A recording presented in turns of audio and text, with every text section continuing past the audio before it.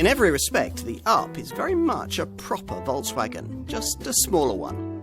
This model has enabled the German brand to seize the initiative in the important city car sector and continues to set a high standard for contenders in this class, especially in this much improved guise.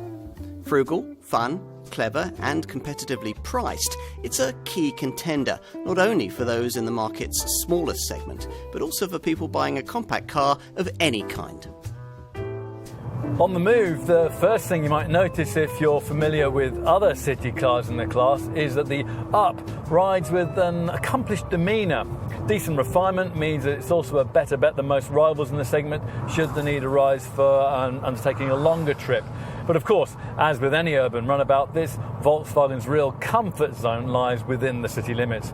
Here, it's helped by a light steering setup and a tight 9.8 metre turning circle. Plus, there's the fact that the boxy dimensions make parking very simple.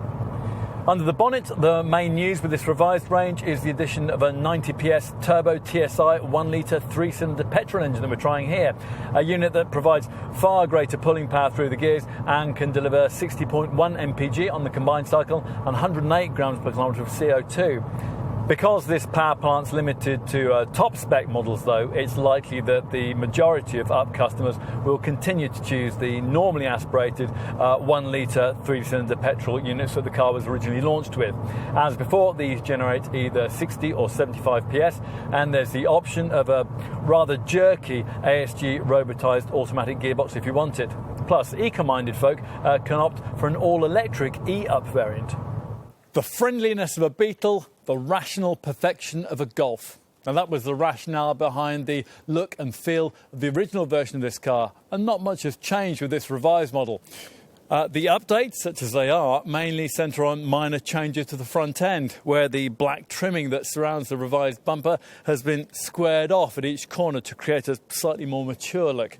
Both 3 and 5-door models have an identical 3.6 metre length, and they feature a wheelbase that's able to take up nearly 2.5 metres of that, which is why, though an Up is no longer than, say, a Fiat 500, it offers far more room inside. Comfortable space, in fact, for the 4 fully sized adults who could never comfortably fit in the apparently space-efficient Italian car. Now, how's this been done?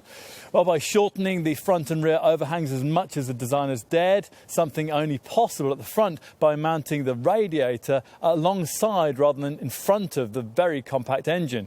As we'll see, the result is a TARDIS-like interior that's just as big as that of Volkswagen's far pricier Polo Super Mini. Let's give you one example of how that plays out. Let's move to the rear with its subtly redesigned tail lamps and check out the luggage space on offer. You don't get quite as much as was offered in this car's pre-2012 predecessor, the Fox, but open the glass tailgate, it's apparently styled to look like a flat-screen TV. And as long as you can lump your stuff over this rather high sill, you'll find 251 litres of space.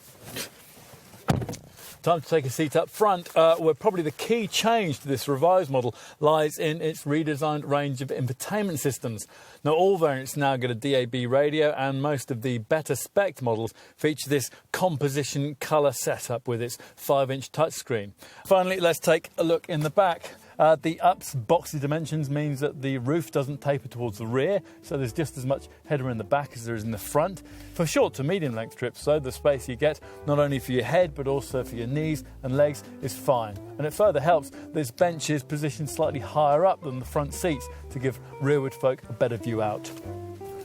Overall then, this is the embodiment of friendly functionality behind a badge that you might have thought you couldn't afford. With potential cleverness you almost certainly won't be expecting from something city car sized. A continued thumbs up then. Yeah, that's about the size of it.